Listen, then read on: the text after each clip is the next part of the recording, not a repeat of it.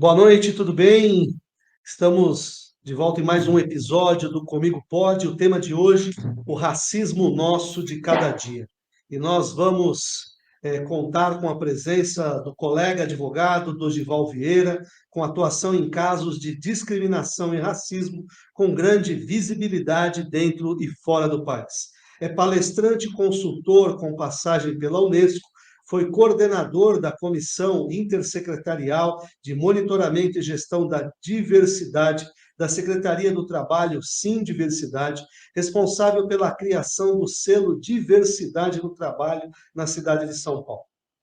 Como advogado, é membro fundador do coletivo Cidadania, Antirracismo e Direitos Humanos, que reúne advogados de São Paulo, Espírito Santo, Bahia, Rio Grande do Sul e Tocantins. O coletivo atua buscando a indenização pelo dano moral coletivo com o uso da lei da ação civil pública. Há 18 anos é jornalista, responsável e editor pela Afropress, uma agência de notícias online focada no tema do combate ao racismo e na defesa dos direitos civis e políticos da população negra brasileira. Obrigado, Dorival, pela disponibilidade e uma boa noite.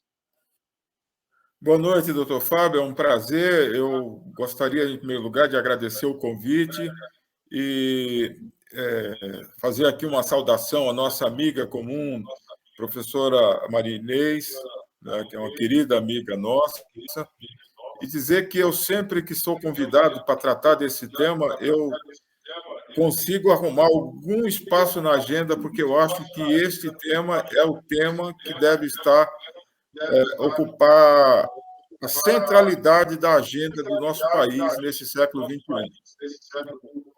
Então, estou à sua disposição para conversarmos aqui durante esse tempo. A Maria Inês me disse que realmente você é um entusiasta nesse assunto, né? E realmente é um assunto que a gente tem percebido que está no foco aí das discussões, não somente na internet, mas também em alguns canais da TV aberta, está dando aí uma visibilidade muito grande no assunto. Eu gostaria que você começasse um pouco aí falando de você, falando como que você de fato começou a entrar na discussão desse tema, para que a gente fizesse um preâmbulo aí para a nossa discussão da noite. Perfeito. Doutor Fábio, eu já sou um homem com 67 anos, não é? Já me considero uma pessoa que, passada dos 60, não é? E com uma história de vida. Eu sou nordestino, sou sergipano, filho de um vaqueiro e repentista de cordel, né? Retirante nordestino, meu pai já falecido, minha mãe também, mas no ano de 1968, nós que morávamos na roça, numa fazenda em Sergipe, meu pai, como fizeram milhares de nordestinos e de sergipanos também, rumou em direção a São Paulo. Já havia feito isso no início dos anos 60. Há um detalhe interessante. Meu pai foi candango. Meu pai ajudou a construir a W3 em Brasília. E nós moramos nos anos 60, 62 para 63, nós moramos em Brasília, em Taguatinga. Eu, à época, era o sexto filho vivo, né, de uma família de 9, 2 morreram bem pequenos, bebês, praticamente 1 ano, 1 ano e meio, porque aí é um detalhe importante. No ano que eu nasci, nos anos 50, 1956, de cada 3 crianças nascidas no Nordeste, só uma sobrevivia. A mortalidade infantil era severíssima, né? E eu sou esse sobrevivente. Os meus 2 primeiros irmãos faleceram muito precocemente. Eu sobrevivi para contar a história. Por isso que esse é o papel que eu nunca me nego, é contar a história. Contar a história. Então, depois de Brasília, meu pai veio para São Paulo, naquela saga dos nordestinos, de um modo geral, né, de buscar melhores condições de vida e poderem educar seus filhos, enfim, que milhões de nordestinos, nesta migração interna que nós tivemos no Brasil, fizeram nos anos 50, nos anos 60 e até nos anos 70. Nos anos 50, os nordestinos que vinham para o Sul, Rio e São Paulo, vinham de Pau de Arara, né? Nos anos 50. Nos anos 60, vinham de Marinete. Marinete, eu não sei se as gerações mais novas conhecem, são aqueles ônibus que tem motor na frente, as malas vão em cima, no forro, cobertas por encerado. Por isso que as malas, na época, eram de compensado, senão molhava tudo, né? E eu fui um desses, que nos anos 60, um retirante nordestino com a família veio para São Paulo. Nos estabelecemos em Cubatão, onde meu pai trabalhava na prefeitura como roçador de mato, era esse o trabalho dele, e sempre com aquela disposição de dar aos filhos valores, né? Meu pai e minha mãe, eu devo a ambos o que eu sou hoje, não só por terem me dado vida, mas também por terem sido referências dos valores que valem a pena serem cultivados, né? Trabalho, honestidade, verdade, né? Enfim, foi nesta linha que nós nos criamos 7 irmãos, dos quais 6 continuam vivos, né? Todos com formação superior, alguns com 2, né, faculdades. Eu sou jornalista, sou advogado. Sou jornalista antes de advogado. E exerço a ambas, os 2 ofícios, como advogado, né, atuo nesses casos que o senhor já mencionou, e como jornalista eu criei com a minha mulher, há 18 anos, a Agência Afroétnica de Notícias, a Afropress, que é a mídia focada nesse tema mais longeva da história do Brasil, né? Presente, atuante, ainda hoje tem matéria nova. Aliás, eu convido e ao seu ouvintes para que acompanhem a Afropress, né? É um instrumento de combate ao racismo e à discriminação e instrumento da luta por um Brasil com justiça, com direito, né? Um Brasil como todos nós sonhamos, né? Solidário, enfim. Verdade. E se arrisca no repente ou não, Dorival? Isso é uma outra história, porque meu pai era repentista, cantador de viola, né? Depois ele se tornou escritor daqueles livrinhos de literatura do cordel, mas eu já criado a partir dos 12 anos no ambiente urbano, eu enveredei pela poesia, né? Verso livre, enfim, eu escrevo, eu tenho um livro publicado e pretendo já o ano que vem. No passado, anteriormente, as pessoas diziam assim: tem um livro no prelo, né? Essa expressão parece que faz parte dos museus, né? Ninguém fala que eu tenho um livro no prelo, mas eu tenho um livro pronto para ser publicado, né? De poemas também. E eu tenho um certo pudor de me reivindicar poeta, porque uma das coisas que eu sempre lembro é o seguinte, né? É muito constrangedor alguém se reivindicar poeta e não fazer poesia, né? Às vezes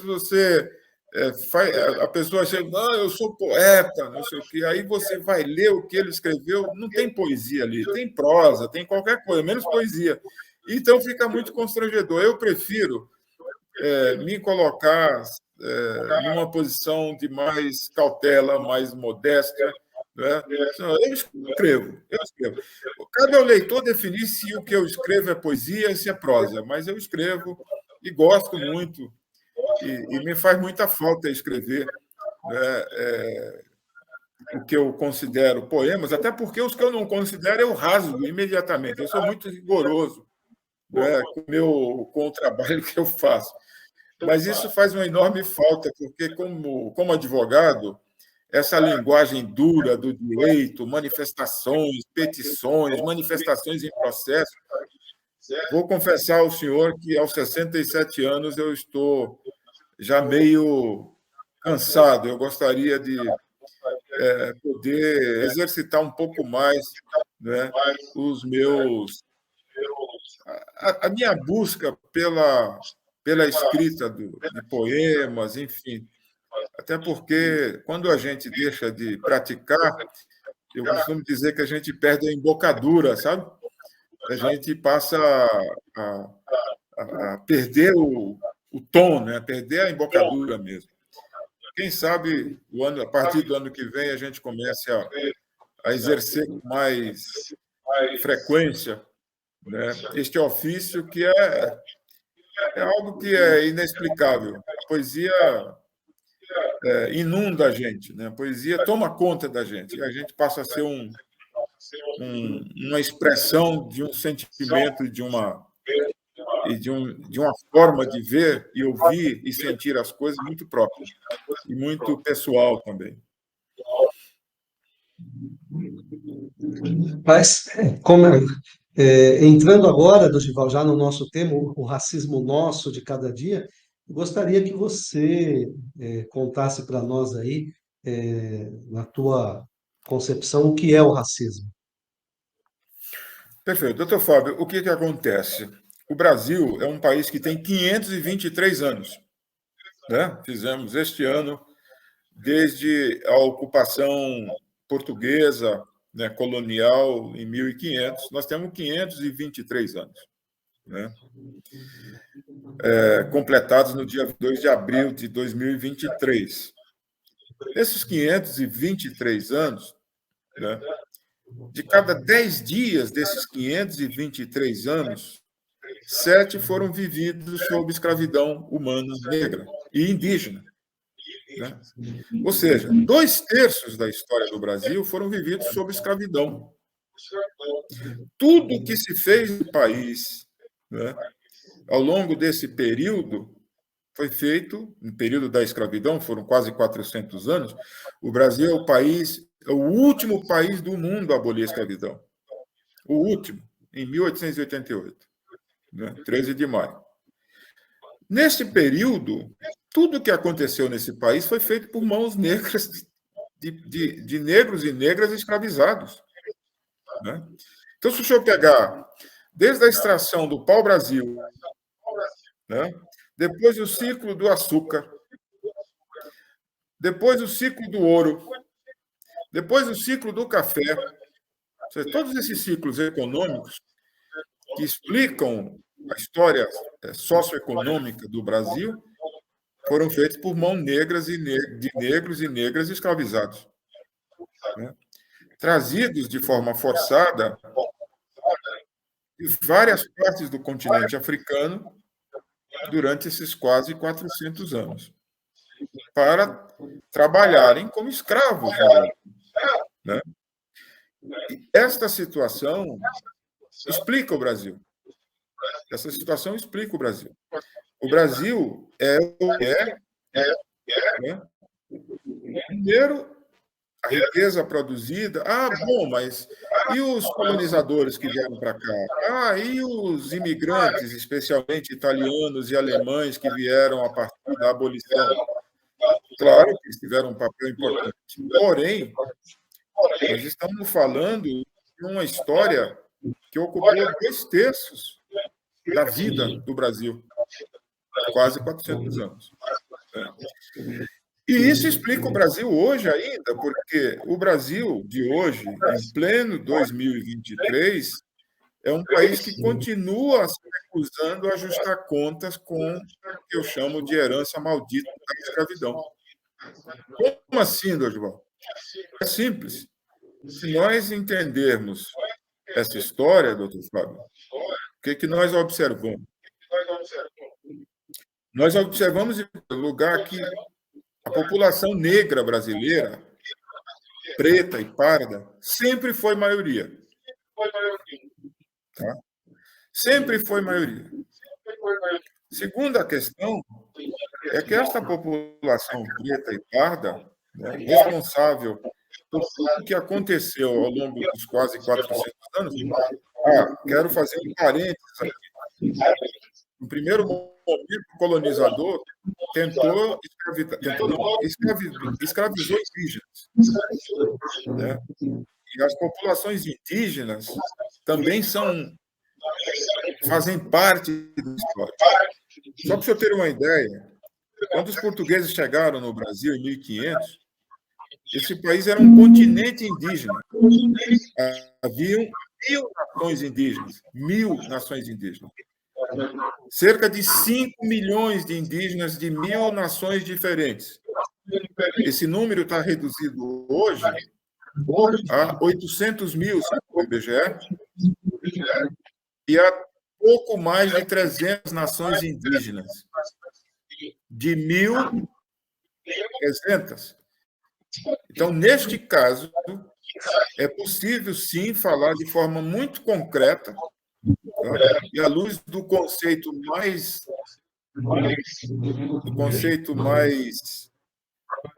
levado em conta, nós estamos falando de um genocídio. Então, o genocídio sobre populações indígenas é um fato histórico impossível de negar. Então, nós saímos de 5 milhões para 800 mil. Saímos de 1.000 nações indígenas para pouco mais de 300. Isso é fato. Em relação às populações negras, a população negra, nós tivemos, além de quase 400 anos, e uma abolição que não representou a inclusão dessa população aos direitos básicos da cidadania, nós continuamos nos ressentindo deste não ajuste até os dias de hoje. Deixa eu pegar. Né?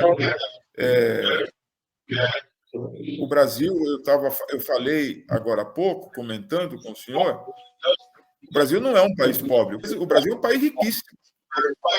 Sim. O Brasil é um país riquíssimo. Agora, o Brasil é um país desigual, de uma desigualdade obscena. A distância entre os muito poucos que têm tudo. Aliás, certamente o senhor tem esse dado. 5 brasileiros possuem o equivalente a 50% do produto interno bruto brasileiro. Isso dá uma ideia da desigualdade, né, que nós vivemos. E essa desigualdade, por exemplo, é uma das sequelas da escravidão. Né? A desigualdade obscena que nós vivemos é uma das sequelas da escravidão. A pobreza no Brasil, 70% dos pobres são pretos e pardos, são negros. 70% dos que ocupam o sistema prisional são pretos e pardos. Tá? Existe, na realidade, uma situação em que uma maioria da população, por conta de toda essa história e por conta do Brasil, através das suas elites, das suas oligarquias, continuarem se recusando a ajustar contas com o que eu chamo de herança maldita da escravidão. Então, doutor Fábio, esse país só será um país com futuro para os nossos netos? O senhor não sei se já os tem, mas eu já os tenho, não é? Nós só seremos um país com futuro, tá? Futuro para os nossos netos, para as novas gerações, no dia que ajustarmos contas, no dia que o Brasil, através das suas classes dominantes, ajustarem contas com esta herança. Tá? Enquanto isso não acontecer, veja que situação que nós estamos, o Brasil hoje, com esta potência que nós somos. Né? Nós voltamos a ser, já há algum tempo, exportadores de produtos primários. como no século XIX, porque o nosso processo de industrialização representa menos de 10% do produto interno bruto.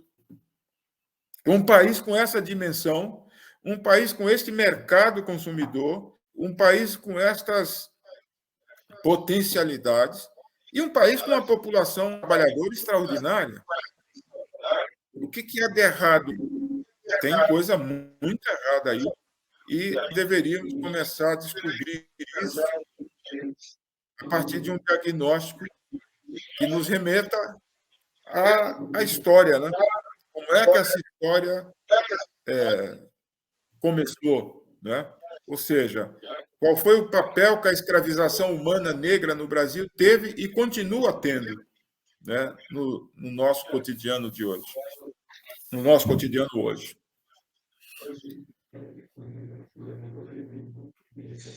A gente, falando nessa questão da exportação, o Brasil exporta o trigo para o mundo inteiro e tem que importar farinha de trigo porque a produção não é capaz, né, de suportar o que a Exato. gente tem de demanda de pãozinho. Então, realmente são números que a gente fica muito triste, né? E a gente não vê, infelizmente, as políticas públicas pensando em criar processos de industrialização para que a gente possa, de fato, beneficiar as nossas commodities, né? É muito triste a gente Exato. ver isso.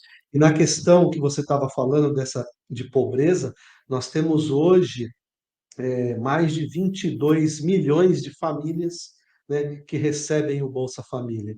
E se a gente pegar os números oficiais, como você mesmo estava dizendo, 75% dos beneficiários são negros. Então, realmente a gente precisa avaliar melhor toda essa situação para que a gente, de fato, comece a discutir políticas públicas de inclusão, porque precisa sair do discurso, né, do Gilão? Sem dúvida, sem dúvida. E o que nós estamos observando, o que é possível observar, doutor Fábio, é que enquanto não acontecer esse ajuste de contas, na realidade, nós vivemos sob um capitalismo, né, e sob uma república construída sob os escombros do escravismo. Como é que aconteceu a república no dia 15 de novembro de 1889? Primeiro, a república foi um golpe de Estado. Começa por aí. Um golpe de Estado. A república inaugurou isto que ainda hoje, veja como os problemas do passado são atuais. A república inaugurou, né, aquilo que veio a se consolidar até os dias de hoje como tutela militar. Há uma tutela militar no Brasil, né, e isso é fato. Né? Ainda agora há pouco se pleiteava, se reivindicava, né, a vigência do artigo 142 da Constituição, que praticamente, 142 a 144, que coloca os militares numa posição de partido moderador, como havia no Império. No Império havia o partido moderador, liberal, conservador e moderador, que era exercido pelo imperador. Hoje, este papel é pleiteado, é reivindicado pelos militares, mas não é de agora, é desde sempre, desde a inauguração da República, né? Desde a instituição da República. Mas o que acontece com a República? A República é proclamada por meio de um golpe de Estado menos de um ano depois, ou melhor, pouco mais de um ano após a abolição da escravidão. A abolição da escravidão acontece no dia 13 de maio de 1888 e a República, dia 15 de novembro de 1889. O interessante é que a abolição da escravidão aqui se deu através de uma lei com 2 artigos, doutor Fábio. A Lei Áurea tem 2 artigos. Está abolida a escravidão no Brasil, revoga-se as disposições em contrário. Nenhuma palavra sobre qual seria o papel do Estado, né, com os quase 1 milhão de negros que ainda ocupavam as senzalas no dia 13 de maio. Por isso que eu costumo dizer que o dia 14 de maio, o dia após a abolição, é o dia mais longo da história do Brasil, porque ele continua sendo vivido hoje, no dia 19 de dezembro de 2023. Isso é tão real, que se o senhor andar em qualquer cidade brasileira, 5 quilômetros a partir do centro, em qualquer direção, se fala para São Paulo, para Santo André, para São Bernardo, para a cidadezinha aqui onde eu estou, se o senhor andar 5 quilômetros do centro, o senhor vai se defrontar com o cenário do 14 de maio.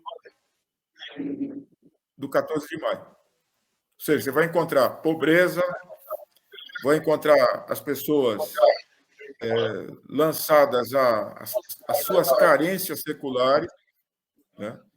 Morando mal, vivendo mal, sem trabalho. Aliás, sobre isso tem um dado interessante, viu? Porque no dia 14, libertos, né, com a abolição, o que faz, então, o Estado brasileiro? Lança essas pessoas na rua da amargura. Agora se virem, negada. Agora é com vocês. E as pessoas estranham porque que toda cidade brasileira tem essas margens aí, não é? É por isso que eu digo, ande 5 quilômetros do centro para qualquer direção, você vai encontrar o 14 de maio. O que fizeram essas pessoas? E não eram poucas, né? É certo que, ao longo dos quase 400 anos, milhares tinham se aquilombado, fugido para os quilombos, outros milhares tinham obtido a alforria, comprado a carta de alforria, ou ganhado a carta de alforria, mas ainda haviam quase 1 milhão nas senzalas. O que fizeram essas pessoas? Né? Subiram os morros, foram para as margens para poderem ficarem próximas de onde poderiam, a partir daí, viver de bico. Né? Eles precisavam ficar próximas de algum local em que elas pudessem morar e conseguir o básico para alimentar a si próprias e as suas famílias. Ou seja, a economia informal. Ainda hoje, o senhor certamente já ouviu no noticiário econômico, né, da população economicamente ativa, a informalidade é majoritária, né? A maioria da população economicamente ativa vive na informalidade, ou seja, vive de bico, como passou a viver a partir da introdução do trabalho assalariado no Brasil, né? A partir do 14 de maio. E tem mais um aspecto que explica muito isso.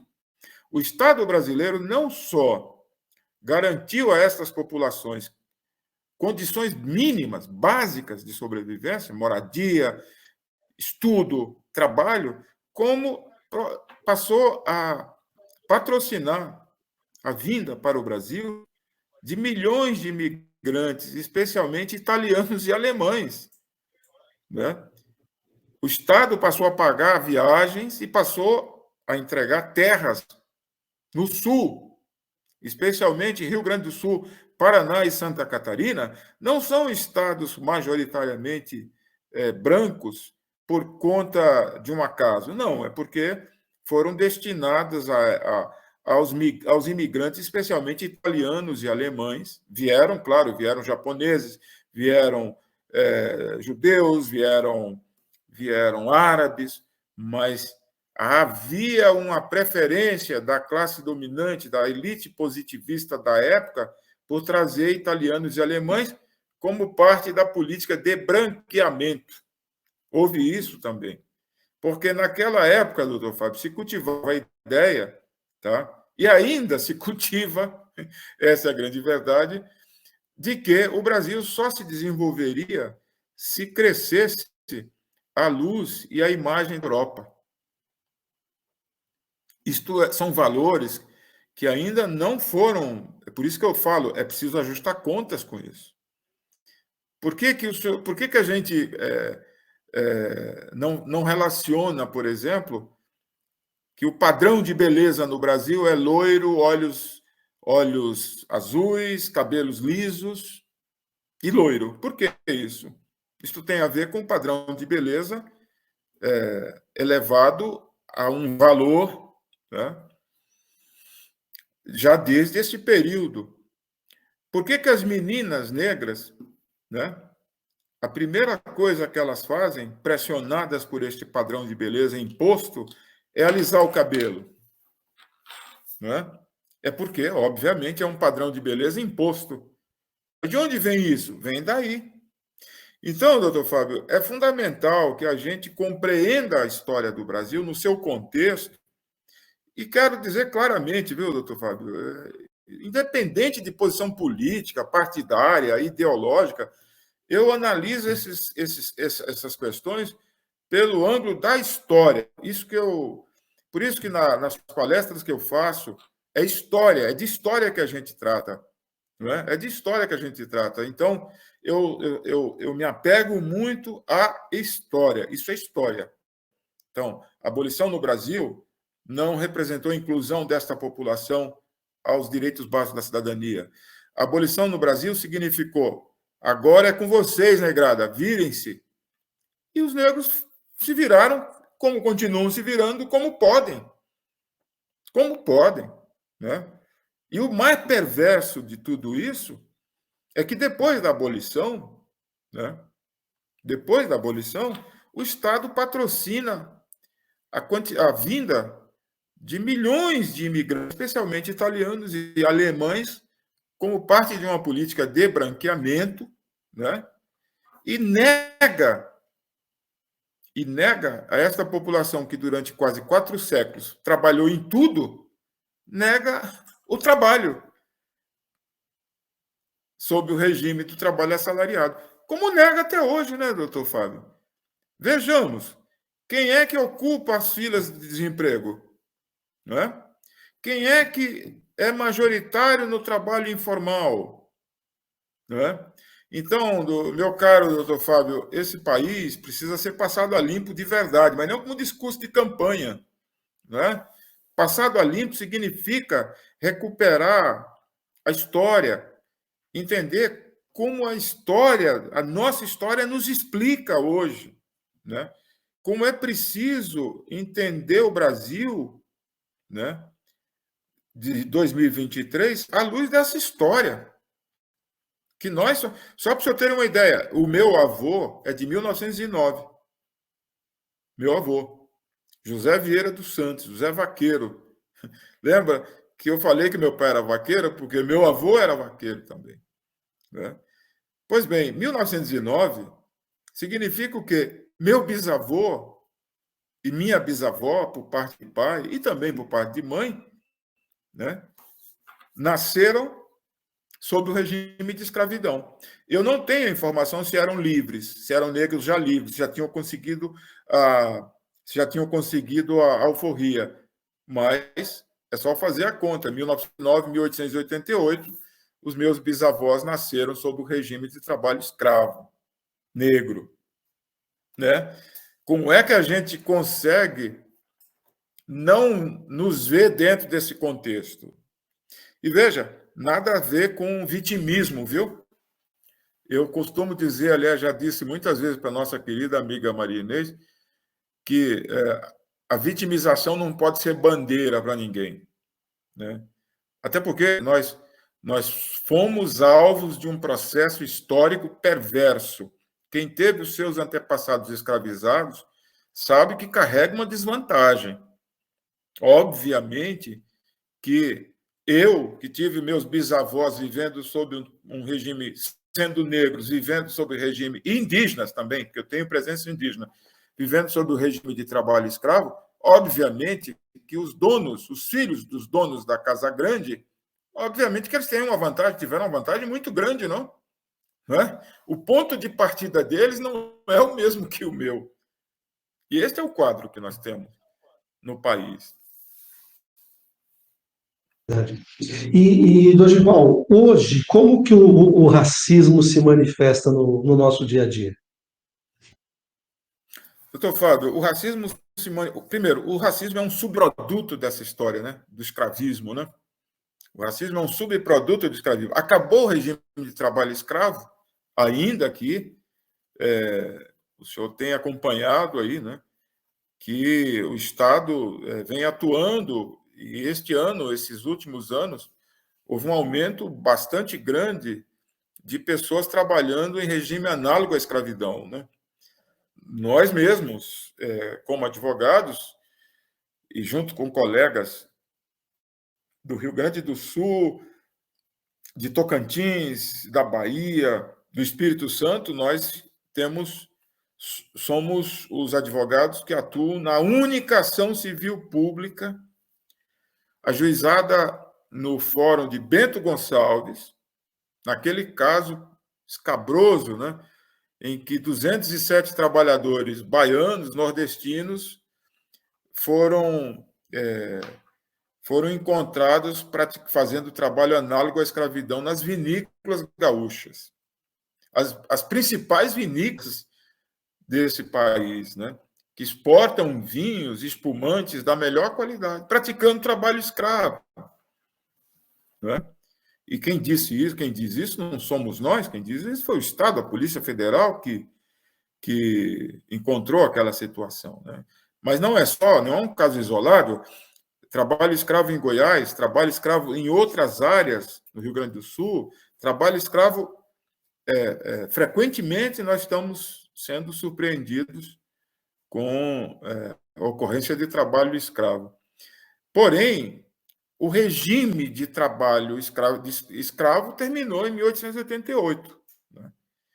Mas ele terminou de verdade, quer dizer, esse regime, com a passagem do modelo do trabalho escravo, do trabalho para o trabalho assalariado, aliás, por pressão inglesa, não por um acaso, né? A abolição aqui, doutor Fábio, aconteceu por pressão da Inglaterra. Por que a Inglaterra? Porque a Inglaterra era a pátria da Revolução Industrial. E a Revolução Industrial e o trabalho assalariado é incompatível com o trabalho escravo. Né? Teve esse detalhe também. Qualquer dia desse nós vamos falar sobre as leis para inglês ver, né? Que começam em 1831, passam pela lei do ventre livre, pela lei dos sexagenários e terminam com a Lei Áurea, de 13 de maio. Aliás, essa expressão lei para inglês ver, que a gente aplica muito no cotidiano, vem daí.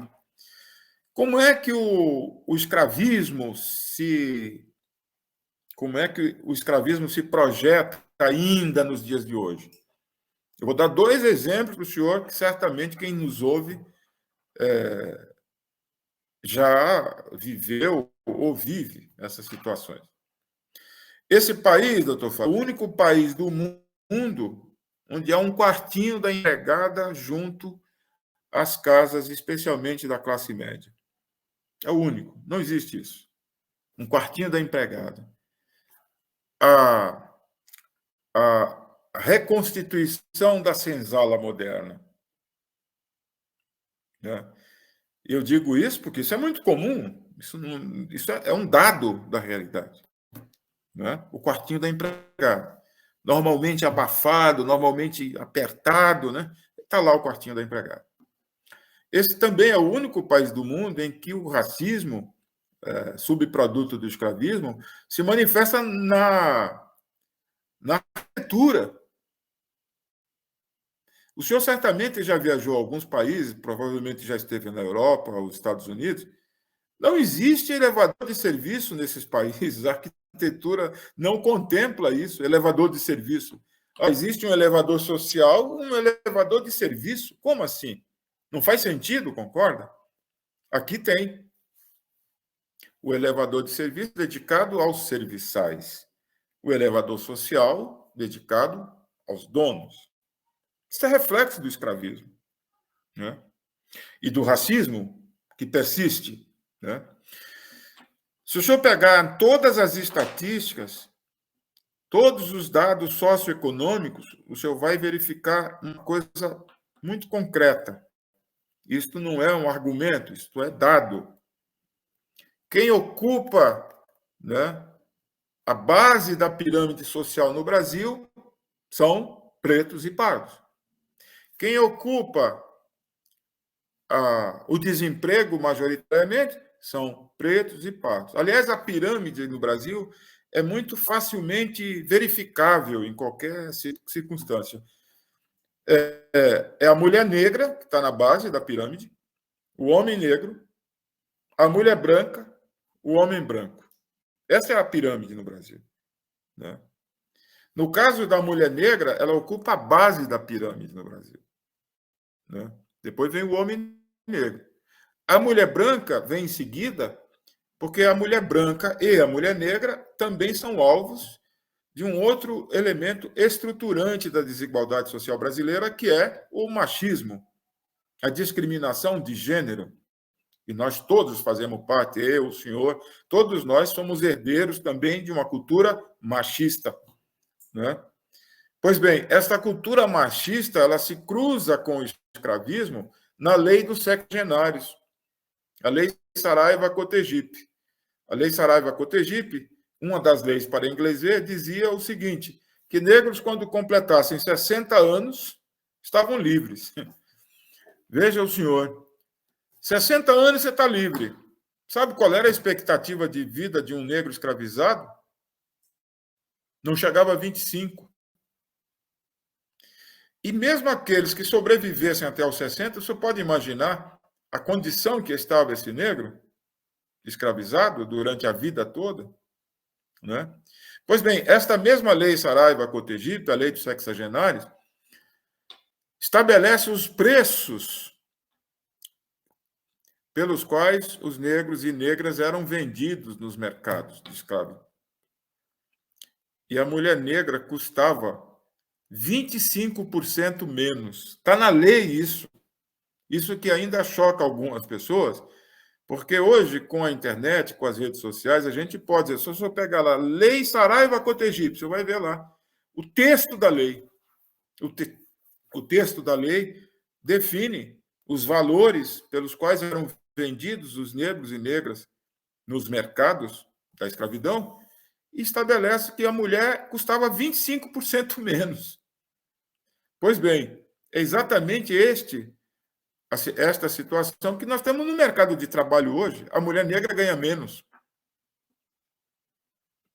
Em qualquer função, hein?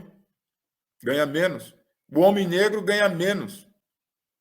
A mulher branca ganha menos do que o homem branco, por conta do machismo. E esses dados, doutor Fábio, não são argumentos. Muita gente pode achar, não, está argumentando, isso é achismo. Não, não, não é. Pega qualquer dado socioeconômico.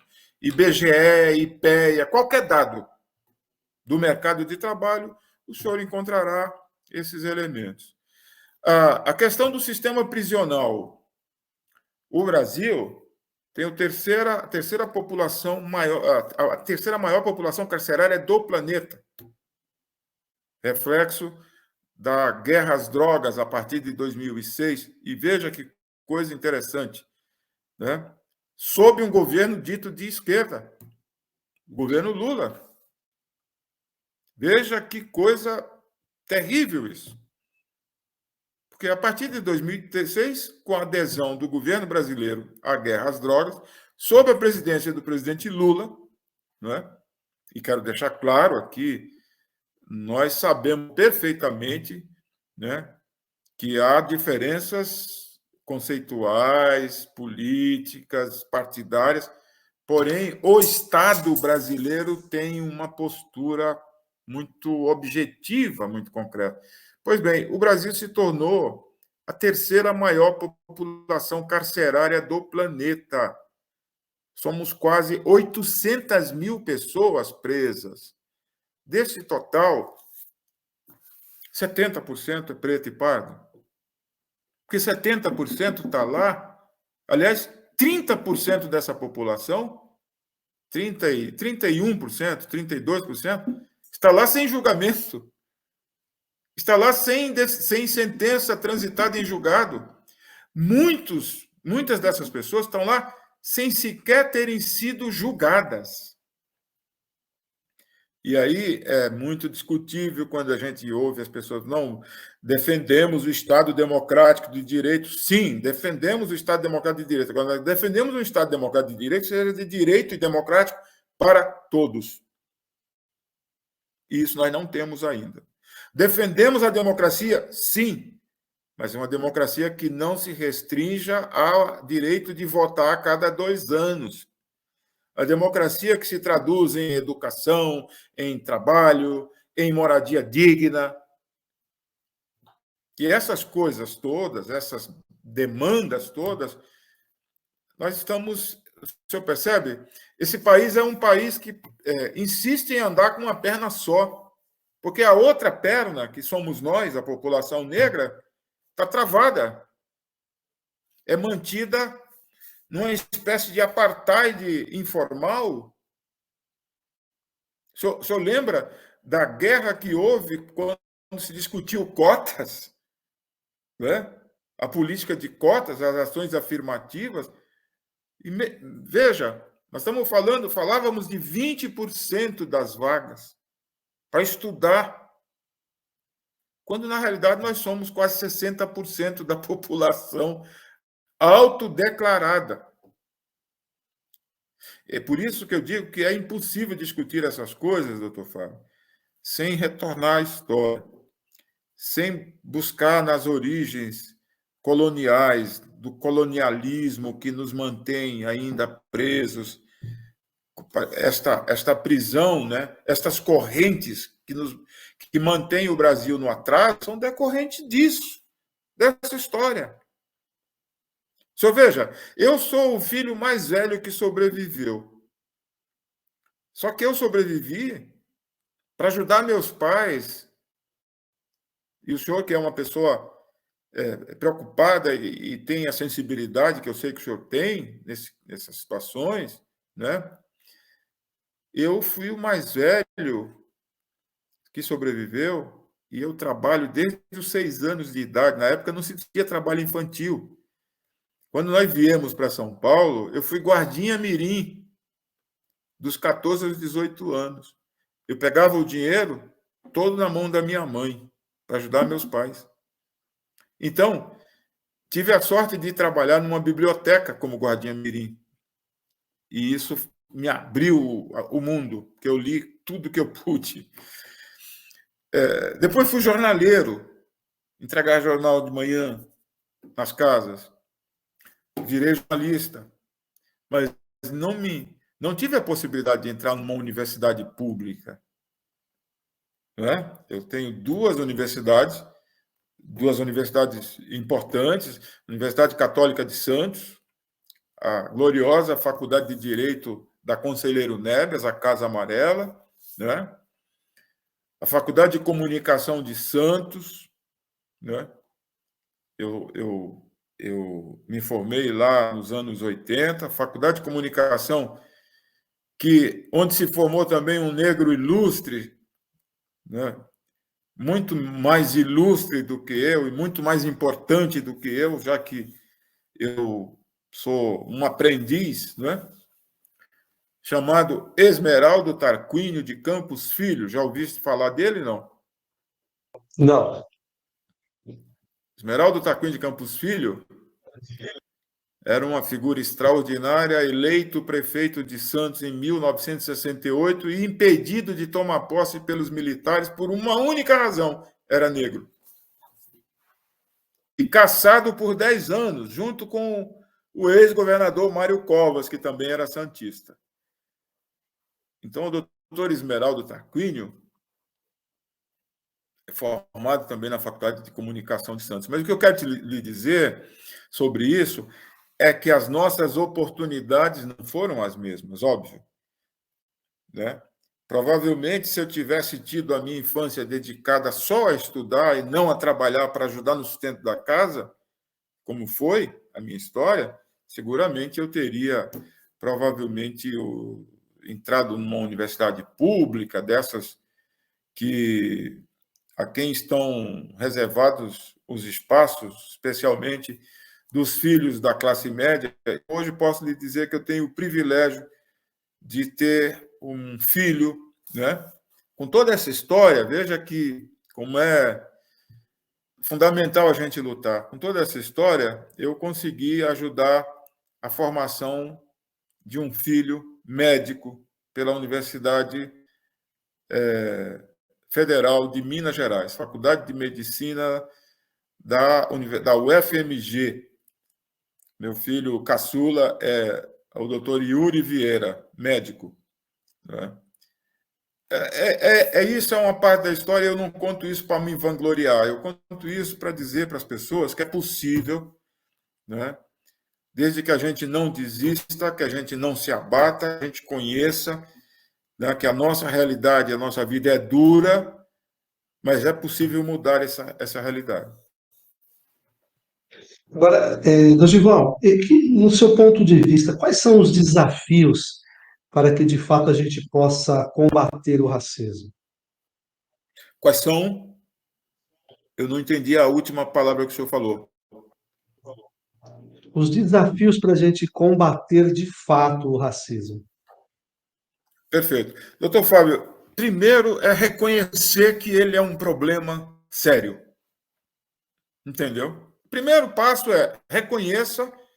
É aquela história, alguém que está doente precisa primeiro reconhecer que está doente para ir ao médico. Né? O senhor sabe que durante muito tempo, e ainda há muita gente que acha que o racismo não é um problema no Brasil. Não existe racismo no Brasil. Aliás, é muito interessante, nas minhas palestras, a gente sempre pergunta assim, quem acha que existe racismo no Brasil? Aí as pessoas, é quase unânime, 100% levantam o braço. 100% levantam o braço. Aí a pergunta seguinte é, você é racista? Ninguém levanta o braço, doutor Fábio. Ninguém levanta o braço. Então, esse é um racismo muito peculiar, porque todo mundo sabe que ele existe, mas nem se assume. Ninguém o reconhece. Entende? Ninguém o reconhece. Não reconhece por ignorância, não reconhece porque tem vergonha, porque é constrangedor, porque se acha constrangedor, assumir que é racista, porque não conhece a história. Né? E olha, isso não é entre negros. Quantos negros eu já encontrei que dizem o seguinte, né? Quando a gente pergunta, bom, e o racismo? Ah, comigo isso nunca aconteceu. Comigo isso nunca aconteceu. Ora, como é que você vive num país com essa história e é negro e não se reconhece nessa história, compreende? Então, primeira coisa é reconheça que o problema é real. O problema existe. Tá? É o primeiro passo. Segundo passo, né, ao reconhecer a existência dele, enfrentá-lo. E reconhecer também que ele não é um problema menor, não é um problema, não é um detalhe. Isso é um problema que explica e que estrutura a desigualdade social. Nós falávamos aqui no início o seguinte, o nosso principal problema no Brasil chama-se desigualdade social. A desigualdade social brasileira, que é obscena, ela se estrutura, ela é estruturada, né, nas dois elementos estruturantes da desigualdade social brasileira são o racismo e o machismo. Isso o senhor pode ver nos dados socioeconômicos. Estão todos lá. Nas diferenças de salário, nas diferenças de rendimento, nas diferenças de oportunidades, estão todos lá. Né? Então, eu considero que este é o passo a ser dado, né? Reconhecer e enfrentar. E digo-lhe mais, né?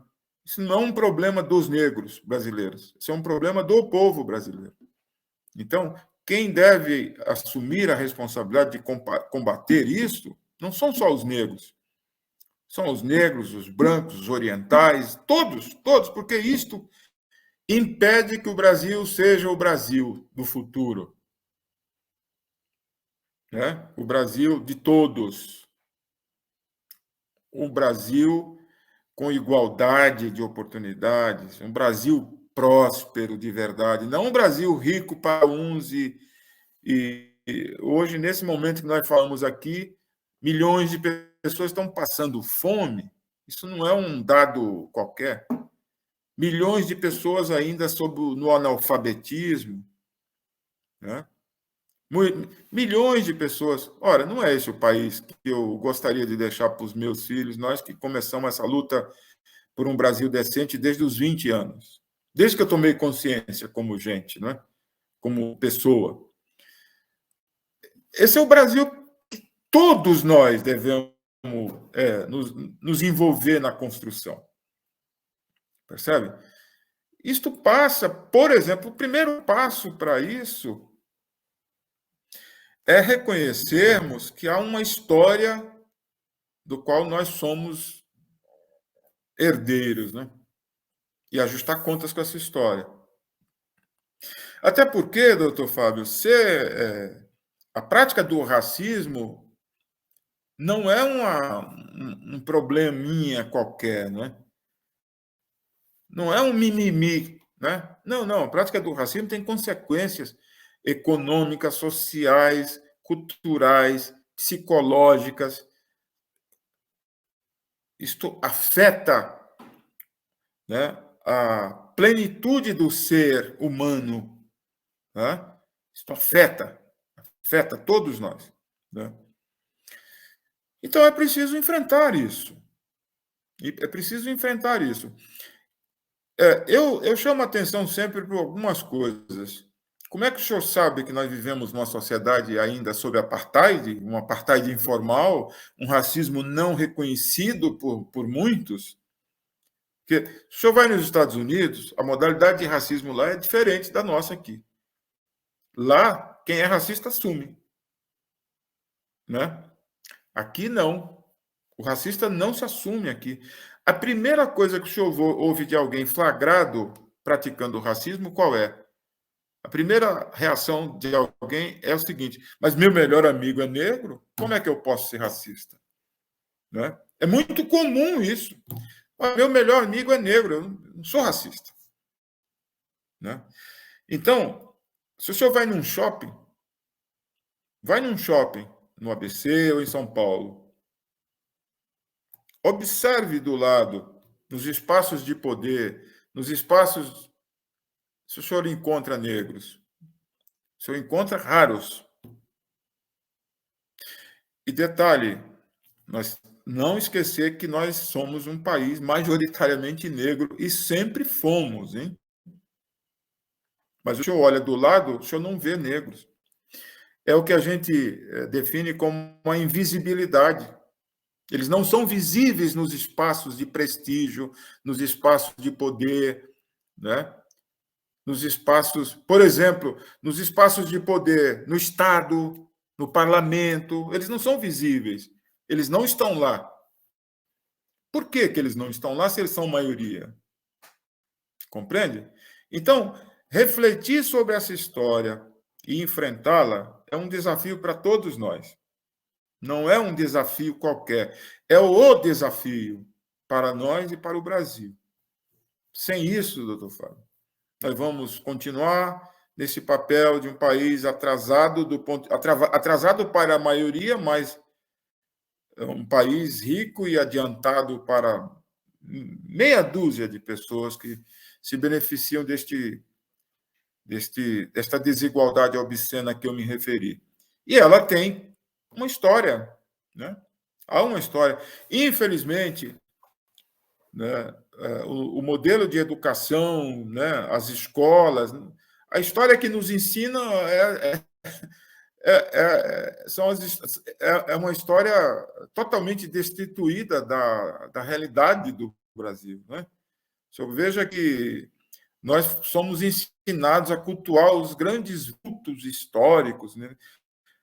Nós não aprendemos a história do Brasil, nós não sabemos do que foi a escravidão, não sabemos das várias revoltas dos negros escravizados, da revolta dos malês na Bahia, por exemplo. Nós não sabemos quase nada da revolta de Canudos, do contestado. Não sabemos dessas coisas. Não nos contam isso. E quando contam, é assim, um passant, né? Assim, uma coisa folclórica, praticamente, uma coisa. Então, é preciso dar um mergulho na história do Brasil e recuperar essa história, né? Para construir um país que seja para todos. E alguém pode achar assim, pô, mas isso aí é uma plataforma política? Não, não é uma plataforma, não é uma plataforma política. Isso aí é a necessidade que esse país tem. O senhor perceba que eu não falei aqui de partido, não falei de ideologia, estou falando de história. Esse país precisa disso. Sob pena de nós continuarmos vendo, doutor Fábio, essa situação que nós vivemos. Nós não estamos numa situação nada boa. O senhor está observando, né? A situação do Rio, que é já praticamente um narco-estado. O senhor sabia que 75% do território do Rio está dividido entre milícias e o tráfico? 75% do território. A mesma coisa agora, São Paulo, que acontece agora com esse jogador famoso aí, o tal Marcelinho Carioca, sequestrado, né? Ou seja, o crime organizado, que só existe o crime organizado pela cumplicidade com o Estado, hein? O crime organizado só existe pela cumplicidade com o Estado, né? Então, se o crime organizado avança, se nós estamos caminhando para nos tornarmos um narco-estado, infelizmente, é porque nós não estamos bem. E olha, isso não tem a ver com partido A, B, nem C. Vou lhe dar um exemplo. O senhor sabe qual é o estado em que a polícia mais mata negros no momento? O senhor sabe qual? Bahia. A Bahia. A Bahia é governada há 17 anos por governos do PT. Veja só. 17 anos. Agora mesmo, em agosto, foi assassinada a mãe Bernadette, uma líder quilombola e alorixá, né? Já tinha tido o filho assassinado há 6 anos. A mãe Bernadette foi assassinada com 12 tiros no rosto, na frente dos netos, por pistoleiros. Por quê? As investigações ainda não foram concluídas, mas tudo indica que não é disputa de tráfico como a polícia tenta encaminhar. Disputa fundiária. E essa disputa fundiária... A área ficou nova, né? A área onde eles estão ficou muito nova. Exatamente. E essa disputa fundiária, doutor Fábio, começa, sabe quando? Em 1850, com a Lei da Terra. Em 1850, no mesmo ano em que entra em vigor a Lei Eusébio de Queiroz, que de fato proibiu a vinda de negros escravizados das várias regiões africanas, do continente africano, entrou em vigor no Brasil a Lei da Terra. E o que era a Lei da Terra? A Lei da Terra sustenta até hoje a estrutura fundiária do Brasil. Ela expulsa os pequenos do campo e ela limitava o acesso à terra a quem tinha dinheiro. Esta Lei da Terra é de 1850, 38 anos antes da abolição, porque se temia exatamente que, uma vez ocorrendo a abolição, os negros passariam, né, a ocupar a terra, né? E veja, quando a gente fala de reforma agrária, as pessoas ainda, muita gente, por ignorância, associam com bandeira socialista. A reforma agrária é uma bandeira capitalista. Os países capitalistas, tá, que avançaram fizeram a reforma agrária. Nós nunca fizemos reforma agrária no Brasil. E olha o resultado.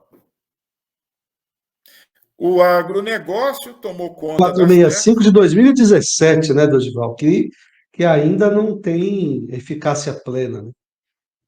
Exatamente. o agronegócio tomou conta das terras, sabe que a concentração de terra, a estrutura fundiária no Brasil, surgida lá ó, em 1850, 38 anos antes da abolição da escravidão, é uma coisa espantosa. Né? E o que aconteceu objetivamente? O agronegócio tomou conta dessas grandes extensões de terra. Tem fazendeiro no Brasil que tem terras equivalente a estados da Europa, a estados brasileiros. Em terra. Para quê? Para a produção de commodities, para a produção de produtos primários para exportação. É milho, é carne, é soja. Né? Então, doutor Fábio, se eu me permita acrescentar, as coisas estão muito erradas e nós precisamos, enquanto tivermos aqui força e energia, né, lutar para que o nosso país tenha um outro rumo, né? Porque não é este, efetivamente. E eu não estou falando aqui de governos, eu estou falando aqui de Sim, Estado brasileiro. de Né? Estado, exatamente. Estado Agora, no brasileiro. seu ponto de vista, então, Dorival, as legislações que nós temos hoje, as políticas que nós temos hoje, elas não estão dando conta de combater esse racismo. Não estão dando conta, doutor Fábio, por uma razão. Porque eu mencionava para o senhor, o Estado é um cobertor muito curto. Né? O que acontece objetivamente? Né? Nós temos legislações importantes. Eu posso lhe dizer que, sem essa legislação, as coisas seriam muito piores. Então, eu não estou subestimando a importância da legislação. A legislação é importante. A Lei 7.716, a lei antirracista. Nós temos a Constituição de 1988, né, que deu um passo adiante. Só para o senhor ter uma ideia, até 1988, o racismo no Brasil não era crime, era uma contravenção penal. Absurdo. Né? Pela lei Afonso Arinos. Aliás, muitos operadores do direito ainda continuam com a cabeça na década de 50. Eu estou me referindo a juízes, a promotores, a delegados, né, que continuam associando o combate ao racismo à lei Afonso Arinos, que é de 1951. Só que a lei Afonso Arinos, pela lei Afonso Arinos, o racismo não era crime, era uma contravenção penal, que é um crime. Quer dizer, a contravenção não chega a ser crime, conceitualmente falando. Né? O racismo passa a ser crime no Brasil a partir de 1988, com a Constituição Cidadã. Né? Passa a ser um crime inafiançável e imprescritível. Só que aí, que é uma outra tendência muito comum no Brasil, né, é de se dar um passo à frente quando se trata de legislação, de medidas favoráveis à maioria, dá um passo à frente e 10 para trás. O que é o 10 para trás? É a lei que foi aprovada para disciplinar este mandamento constitucional que diz que o racismo é crime inafiançável e imprescritível, foi a Lei 7.716 de 89, a Lei CAO, do deputado Carlos Alberto de Oliveira, do Rio. Né? E aí o senhor pega a lei 7.716, a lei antirracista, o senhor vai verificar o seguinte, mas espera aí, um crime inafiançável e imprescritível não pode ter como pena máxima 5 anos de reclusão, não é? É o que a lei antirracista define. 5 anos de reclusão. Pena máxima para um crime inafiançável e imprescritível é o que eu chamo de 10 passos atrás. Mas não ficariam nisso. Porque depois se cria a figura da injúria racial, artigo 3º, parágrafo 3º do artigo 140 do Código Penal, a injúria qualificada. A injúria qualificada, né, demanda e depende de representação. Então, aquele crime que era inafiançável e imprescritível passou a ser afiançável e prescritível com a injúria qualificada, porque todo caso de racismo virou injúria. E só há 2 anos, 1 ano atrás, o Supremo Tribunal Federal fez o óbvio, né? Que foi dizer, olha, racismo e injúria racial é racismo. Só que existe, doutor Fábio, uma diferença muito grande entre você ter a legislação positivada e ter a aplicação dela, né? Porque na aplicação é que a coisa pega, né? Quem é que aplica?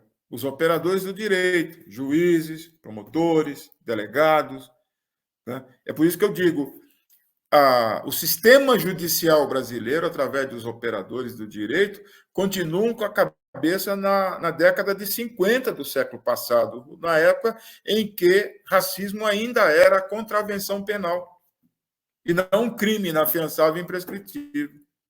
Veja o vai e volta. Nós saímos de uma legislação, de uma Constituição que diz que é inafiançável e imprescritível, disciplinamos este mandamento constitucional através da 7.716, que amoleceu a pena, né? Imagina. Quando o senhor ouve falar é um crime inafiançável e imprescritível, você não pode fazer com que um crime dessa natureza tenha uma pena de 5 anos. Isso é uma incoerência completa. Não é? Total, total. Se a gente for pegar aí a questão do roubo, a pena é menor do que a do roubo. Exatamente, exatamente. E daí você fica... Aí depois também tem 9. E olha outra contradição. Quem é o autor desta lei que criou a figura da injúria racial, parágrafo 3º do artigo 140? Senador Paulo Paim, negro, um dos poucos senadores do Congresso negro, né? Militante, ativista, combativo, criou esta jabuticaba aí, né? Criando a figura da injúria racial, que na prática serviu como válvula de escape para os racistas, porque todo aquele que era flagrado praticando racismo era enquadrado como delito de injúria racial. O delito de injúria racial não só é afiançável, como é um crime que demanda a representação da vítima. Foi o que aconteceu. Até que o ano passado, o Supremo Tribunal Federal disse, não, injúria é racismo. Então, se injúria racial é racismo, o crime é inafiançável e imprescritível. Todo aquele que é surpreendido praticando racismo não se libera por fiança e o crime não prescreve. E mais, não depende de representação da vítima. Isso, o ano passado, o Supremo Tribunal pacificou essa matéria, não é? Só que agora entra outra etapa, a aplicação pelos operadores de direito. Se não houver todo um trabalho no sentido de fazer com que juízes, promotores, delegados, advogados, né, se formem com esta cabeça, isto vira letra morta. Isto vira, doutor Fábio, a velha tradição no Brasil das leis que pegam e das leis que não pegam. Infelizmente, é esse o quadro. Sim. E me diz uma coisa, você acredita que a arte, a cultura, de repente pode contribuir para ajudar nesse sentido? Visão a respeito disso. Olha, primeiro, doutor Fábio, eu acho que o Brasil tem a cultura brasileira é negra, né? A cultura brasileira é negra, né? A arte é negra, mas a cultura brasileira é negra. Essa ideia que eu falei, é necessário que a gente se reconheça, né? Com a nossa cara, né? E o Brasil é um país majoritariamente negro, sempre foi. E a cultura brasileira é negra. Alguém pode imaginar o Brasil né? Sem essa parcela majoritária da população influindo, participando, fazendo cultura, sobrevivendo da cultura, da música, né? A gente não precisa ir muito longe, do esporte, do futebol. Aliás, tem uma história, doutor Fábio, do futebol que valeria um outro programa, né? Eu convido a conhecer um livro que o livro que é uma referência, O Negro no Futebol Brasileiro, de Mário Filho. Mário Filho vem a ser irmão do Nelson Rodrigues, né? O Negro no Futebol Brasileiro. É um livro que conta como é que os negros, no pós-abolição, passaram a ocupar, né, espaço no futebol, que até então, criação inglesa, né, de um paulista, né?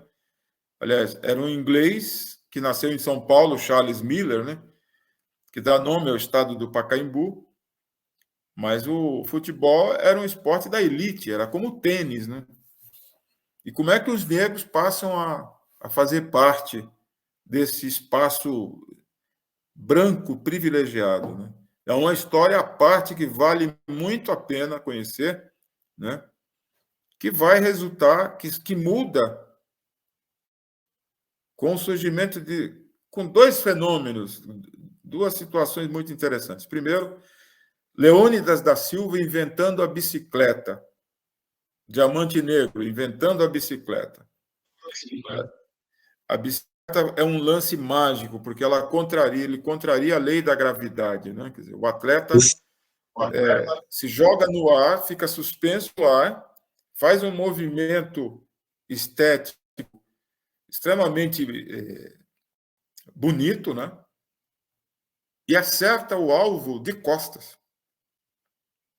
A invenção da bicicleta pelo Leônidas da Silva, o Diamante Negro, foi um momento importantíssimo na história da presença negra no futebol. E em seguida, Pelé. Né? Aliás, eu não deixo de lamentar, porque o meu Santos foi para a segunda divisão, rapaz. Eu estou realmente, como todos os santistas, estou ainda neste luto com o meu time na segunda divisão, e que coisa triste, um ano depois da morte do maior do futebol, que foi o Pelé.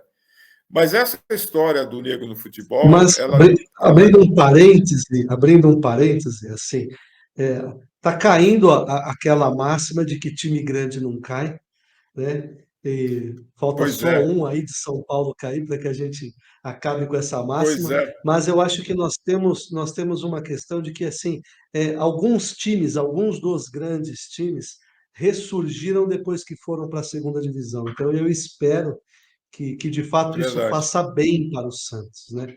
Porque é um verdade. time que realmente, com a história de Pelé, que que realmente talvez seja o nosso maior expoente do futebol, né? E negro, Aham, que a gente precisa sim. reconhecer isso, né? Todos os Uhum, meus grandes ídolos do futebol, e que acho que de fato podem ser considerados como ídolos do futebol, são negros. Então, eu acho que isso aham. para nós é uma bandeira que a gente precisa continuar levantando. Sem dúvida. Mas só uma pergunta: por um acaso o senhor é santista também, não? Eu sou corintiano e que você Ah, começou a bom. levantar uma Minha questão mulher é do corintiana futebol. também. Eu acho que o Corinthians pode também fazer parte dessa questão da história, porque de fato Sim, o Corinthians é um dos times aonde começou-se a acabar com essa história de que o futebol era de elite. E o Corinthians, eu acredito sim, que com a sua fundação tem uma participação muito importante sobre isso. sem dúvida. E a democracia corintiana do doutor Sócrates e do Sim. Casagrande, né, o Casão. Até me arrepiei agora.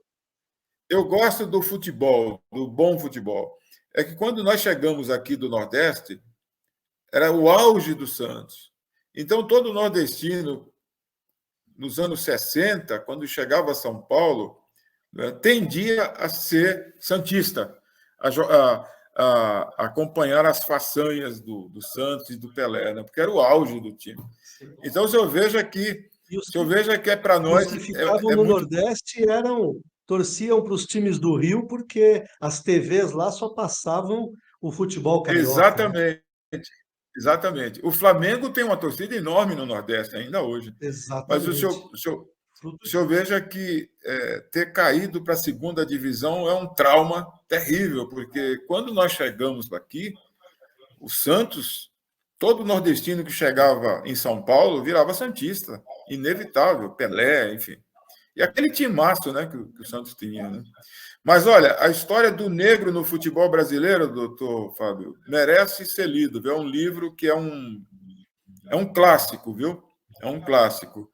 Conta, por exemplo, coisas assim, olha, são crônicas, né? São crônicas reais do Mário Filho, que, aliás, o Mário Filho dá nome ao estado do Maracanã.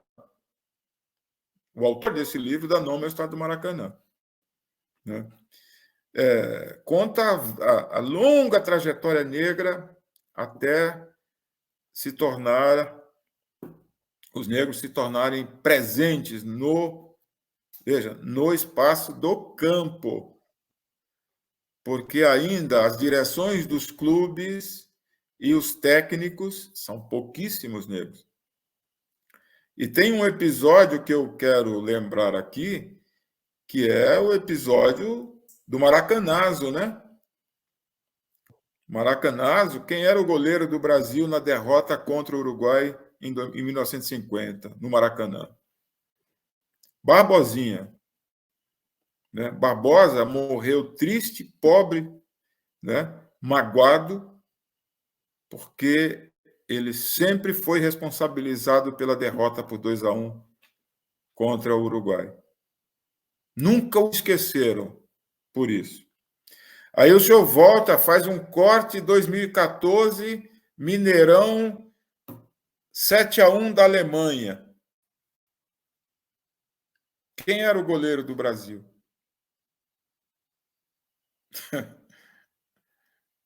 Quem era o goleiro do Brasil? Júlio César. Ninguém lembra mais. Porque desde o Barbosinha, dentro das 4 linhas, a posição em que mais prevaleceram brancos foi o gol. Nós temos grandes goleiros negros, mas os brancos se destacaram muito no gol, né?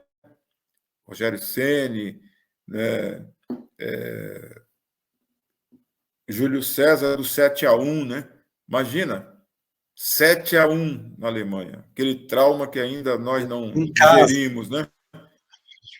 Em casa, né? Ninguém lembra mais. Ninguém lembra mais, mas o Barbosinhas morreu sendo cobrado pela perda do título em 1950 contra o Uruguai no Maracanã, o famoso Maracanazo. Então, é uma história, doutor Fábio, longa, mas que merece ser vista, vivida, né?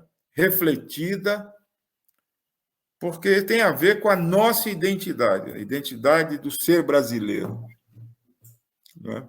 Sem isso, nós não... Sem identidade, ninguém faz nada. Ninguém caminha. Né? E, no Brasil, nós só conseguiremos caminhar, né, na medida em que o Brasil assuma a sua identidade é negra. A nossa cara é negra. É isso. A não ser que não seja brasileiro, né? A não ser que A seja não ser que não estrangeiro, seja porque o brasileiro. brasileiro nato mesmo tem traços negros no seu DNA e não tem como É negar isso. lógico. É lógico. O senhor quer ver uma coisa? Tem muitos brasileiros, né, que se reivindicam brancos até chegar à alfândega dos Estados Unidos, passar pela alfândega, porque lá eles não são nada a não ser, no máximo, hispânicos. Entendeu? No máximo, hispânicos. A nossa identidade é negra. E não há nenhum problema de assumir isso. Ao contrário, Isso deve ser motivo de orgulho nosso. Nós temos uma história aqui, né? Isso não é depreciativo a nenhuma outra identidade, até porque identidade é uma coisa. Aliás, no nosso caso aqui, nós temos uma identidade, né, autorreconhecida. Entendeu? Quer dizer, a identidade. Quando o censo do IBGE vai lhe entrevistar, ele lhe pergunta, né, qual é a sua raça, cor.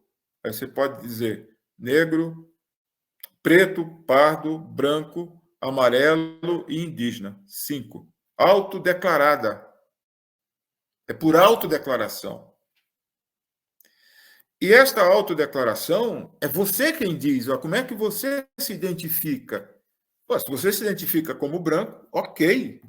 Isso não tem a ver com você não reconhecer a história indígena. Eu já mencionei aqui a questão dos indígenas, né? Os orientais tiveram um papel importante a partir da chegada do Kassato Maru, em 1907, né?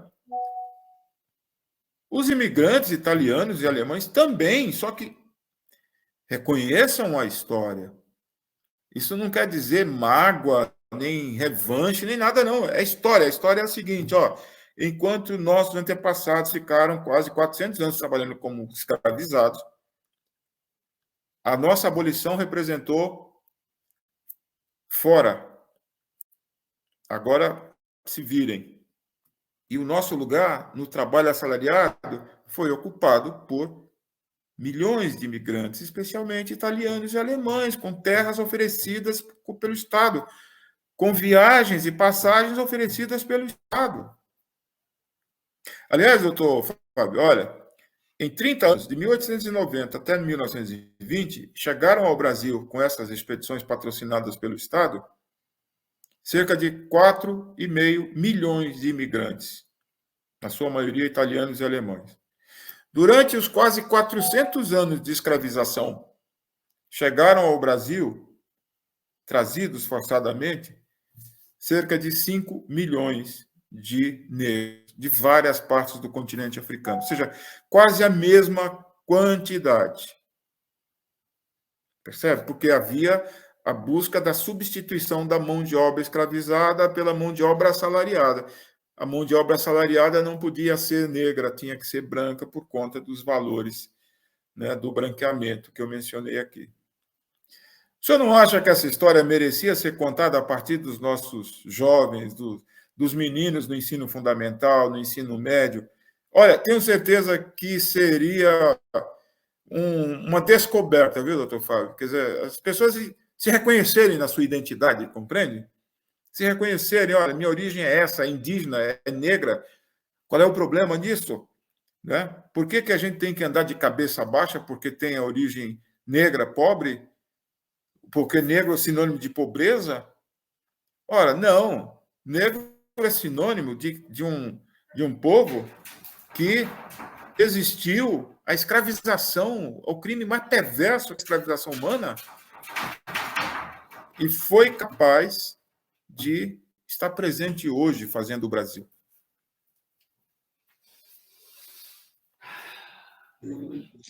Eu acho que a gente precisa mudar uma série de conceitos. Eu sempre fui muito crítico da educação no nosso país. Eu acho que a gente precisa rever uma série de conceitos. Eu acho que você tem razão. Eu acho que talvez o início do fim do racismo ele só vai começar quando a gente se reconhecer.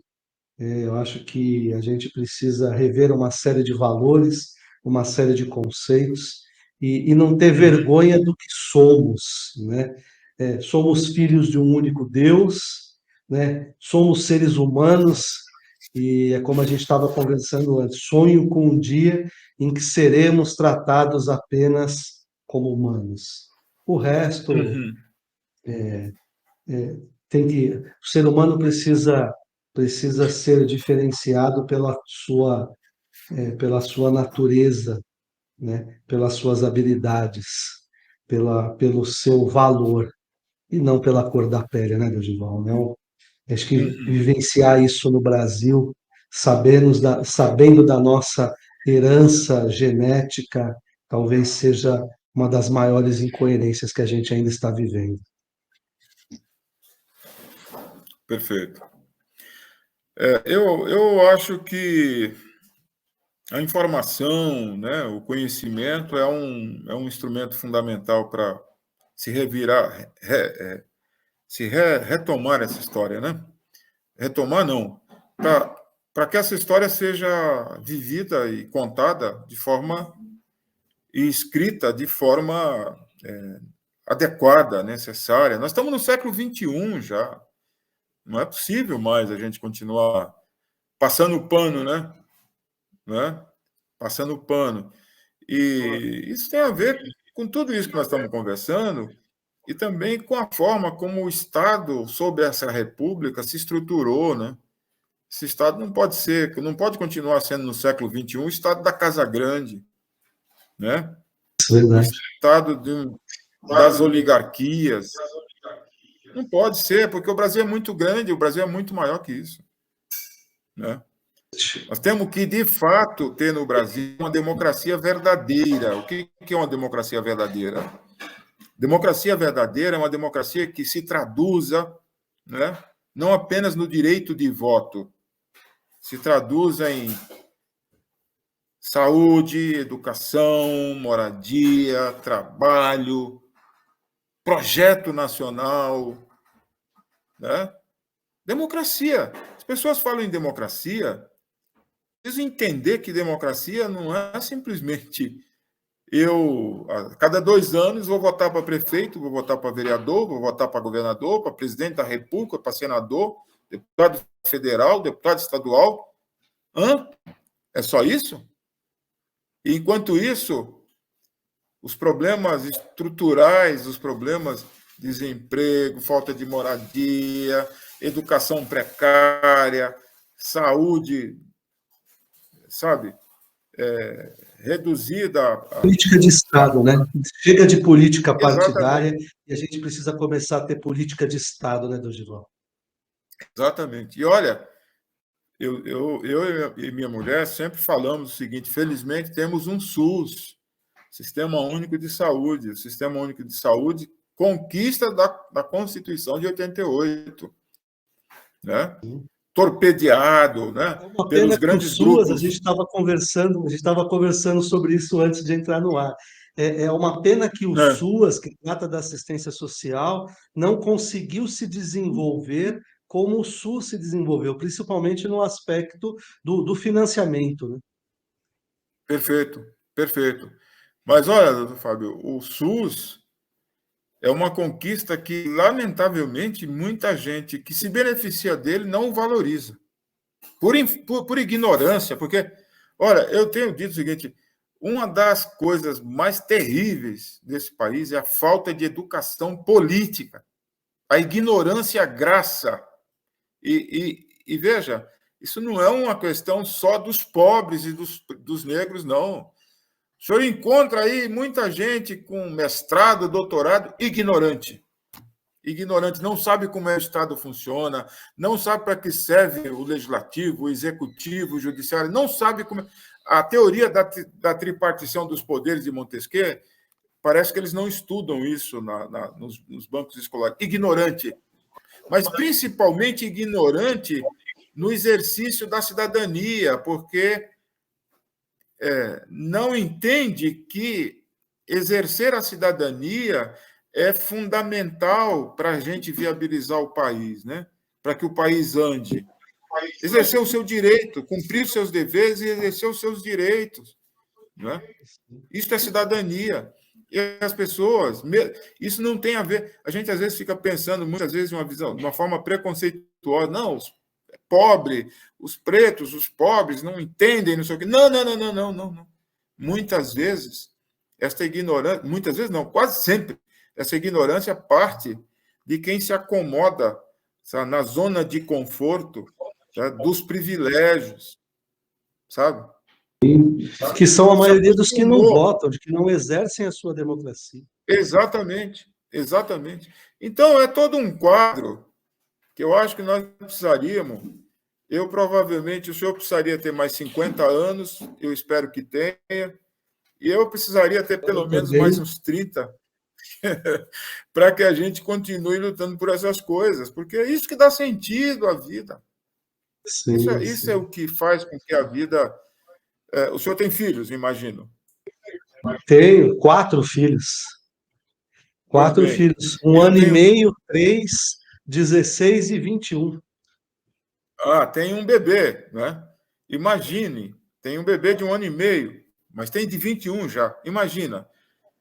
O que dá sentido para a gente pensar num Brasil, num mundo mais justo, mais, né, com mais igualdade? É para eles, porque, sabe, o doutor Fábio, a generosidade da nossa luta por este mundo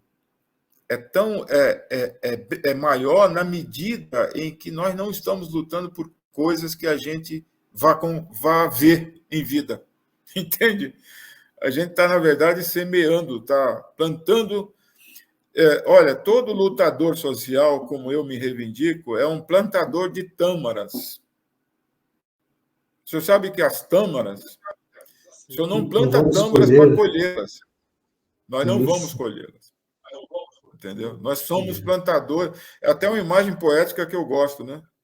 Nós somos plantadores de tâmaras, né? E por falar em plantar tâmaras, vamos ao Oriente e não é possível ignorar o massacre a céu aberto de milhões de pessoas bombardeadas, privadas de comida, de hospital, que está sendo nesse momento praticado pelo Estado sionista. E isto nada tem a ver com antissemitismo. O álibi do antissemitismo desmoronou com essas cenas, que é o primeiro massacre, o primeiro genocídio televisionado da história, né? Que é o que nós estamos assistindo em Gaza e na Cisjordânia. É o primeiro genocídio filmado. Todo mundo está sabendo o que está acontecendo. E não são 10 pessoas, são milhões de pessoas. Então, a nossa humanidade não pode ignorar essas coisas. Então, por exemplo, não é possível lutar contra o racismo aqui e fechar os olhos ao que está acontecendo no mundo. Não, Do que está acontecendo no mundo. A luta não precisa é ser mais possível, né? ampla, né?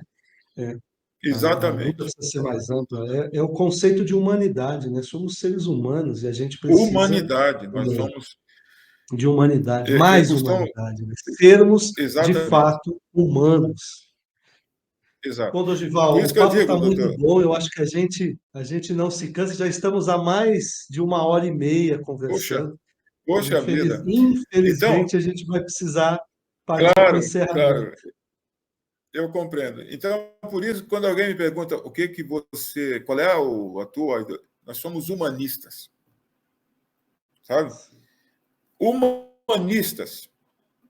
Nós precisamos de uma humanidade humana, uma humanidade que propague isso. Nós somos humanistas antes de qualquer coisa. Antes da... Humanistas. Gostei.